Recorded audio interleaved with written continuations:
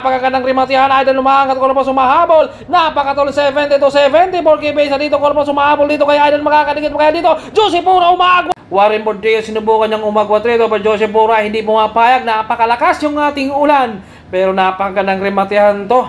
Andito rin si Aidan James Mendoza, Grospi, JP Olarte, Marco Lumanok, Ismael Grospe. Ngayon solo niya ng Team Victoria, kaya-kayang rumimate.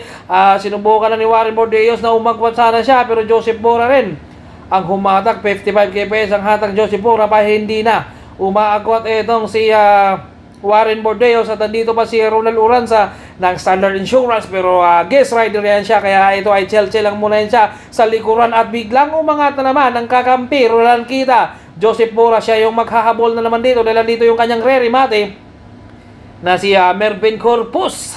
Binuhat na naman dito ni Joseph Pura ngayon, at ito nga ay parang maubusan na rito rin si Warren Bordeos, dahil kanya sinubukan niyang umagwat pero hindi rin natuloy. Ang lakas ng ulan, kita niyo naman yung mga gidli-gidli natin ay bahang-baha na, at sinubukan na sana ni Roland Kita na umaagwat pero hindi pumapayag rin dito.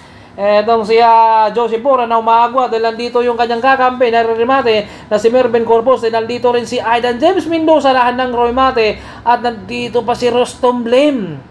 Sayang wala dito si Jomar Kamingaw, yun yung mga inaabangan talaga, no? Dahil pakalasan, pero ito ay si Ronald Kita, sinubukan na sana niyang buhatin para makakalayo, pero hindi niya na-test dito, kaya ito ay bumagal siya dito ngayon, dahil dumikit na naman itong si Joseph Pura. Grospe bumalat sa kanan. Nandito naman si Corpus sumahabol, at si Marco hindi rin nagpapaiwan. Rostom Blame umangat rin dito, at Ada James Mendoza humabol rin siya, at nagpaiwan na mula rin ng JP Olarte. Kasama dyan si Joseph Pura, pero umangat rin si JP Olarte at humabol rin. Grabe, oh, lumalabas na yung mga bulala dito. Napakalakas yung ating ulan.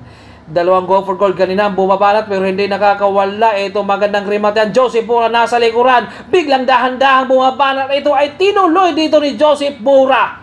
Umagwat na siya dito, go for gold, dahan-dahan, naipit. Rostom Blame bumanat rin dito sa likuran ni Aidan.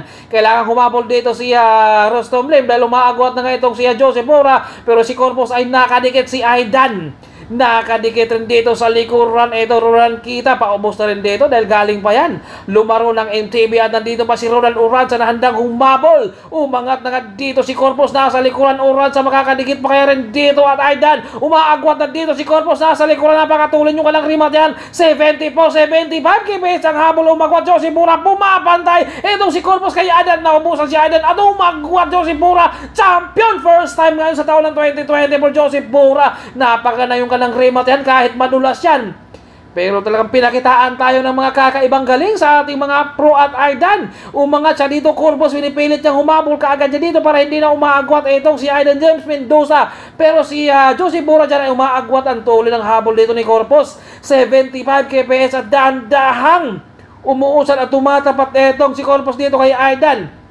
Pero umagwat na itong Joseph Pura, at naubusan na dito si Aidan dahil lumaro pa ng MTB kanina. At grabe si Corpus, 75. Pero congratulations rin kay Joseph Pura, ng time excellent noodles champion dito sa